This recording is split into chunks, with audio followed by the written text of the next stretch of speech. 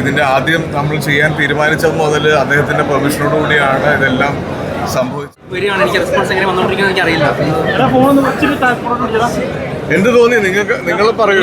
ഒരു രക്ഷയില്ല. എന്താ പറയാ, ഞാൻ വെറുതെ പറയല്ല. എന്ത് പുതിയ ടോപ്പ് 5 1 ഉണ്ടടാ. പിന്നെ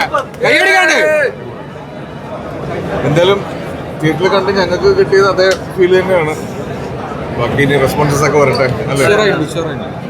സിനിമയ്ക്കകത്തുള്ള മറ്റൊരു സസ്പെൻസ് ആയിട്ടാണ് മൂവി ഫീൽ ചെയ്തത്. സിനിമയ്ക്കകത്തൊരു മറ്റൊരു കഥ അല്ലേ? അത് സത്യം പറഞ്ഞാൽ നടന്ന സംഭവമാണോ എന്ന് പോലും അതെ, അത് തന്നെയായിരുന്നു നമ്മളും ആഗ്രഹിച്ചത്. ഇത് കണ്ടിറങ്ങുമ്പോൾ ആളുകൾക്ക് ഇത് നടന്ന സംഭവമാണോ എന്ന് തോന്നുന്നു. അപ്പോൾ അത് നമ്മൾ എന്താണോ ആഗ്രഹിച്ചത് അത് വളരെ കൃത്യമായിട്ട് കമ്മ്യൂണിക്കേറ്റ് ആയിട്ടുണ്ട്. ഒരുപാട് പേർക്ക് ഇപ്പോൾ അങ്ങനെ ഒരു സംശയം ആ സിനിമ ഒന്നും കൂടി എടുത്ത് കാണണമെന്നൊക്കെ ഇപ്പോൾ പറയുന്നു. അത് തന്നെയാണ് ഞങ്ങൾ ഉദ്ദേശിച്ചത്. തരങ്ങുന്നു തീയോ കാതോട് കാതോരം ഇതെല്ലാം നമുക്കൊരു വല്ലാത്തൊരു ഫീലാണ്. അതെ, ഇനിയിപ്പോ നിങ്ങളോട് പറയാനുള്ള റിക്വസ്റ്റ് അതാണ്. ഇനി കാണാനുള്ളവർക്ക് ഒരു സ്പോയിലർ ആവുന്ന രീതിയിലുള്ള കാര്യങ്ങൾ പുറത്തേക്ക് വിടാതിരിക്കുക. എന്തായാലും എല്ലാവരോടും പറയുക, ഒരുപാട് കാര്യങ്ങൾ കാണാനുണ്ടെന്നൊന്ന് കമ്മ്യൂണിക്കേറ്റ് ചെയ്യും. എന്തൊക്കെയാണെന്ന് പറയരുത്. ഈ സിനിമ കാണാൻ എല്ലാവരോടും പറയും. മമ്മൂക്കയുടെ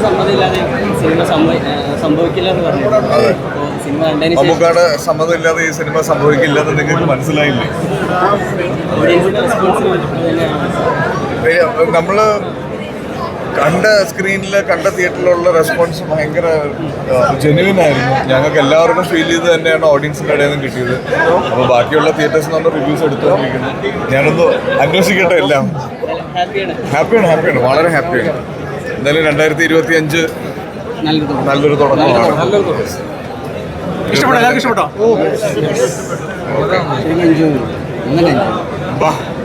ഞാൻ എല്ലാവരും ഒന്ന് കാണട്ടെ. ശരി, ബൈ.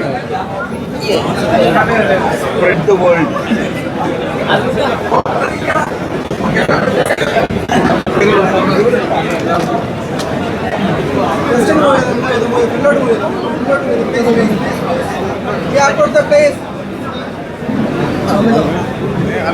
ഓഡിയൻസ് ആയിട്ടിരുന്ന് കണ്ടപ്പോഴത്തേക്ക് എന്താ ഒരു ഓഡിയൻസ് ആയിട്ടിരുന്ന് കാണുമ്പോഴാണ് ശരിക്കും സിനിമയുടെ ജെനുവിൻ ആയിട്ടുള്ളൊരു റിവ്യൂ നമുക്ക് കിട്ടുക.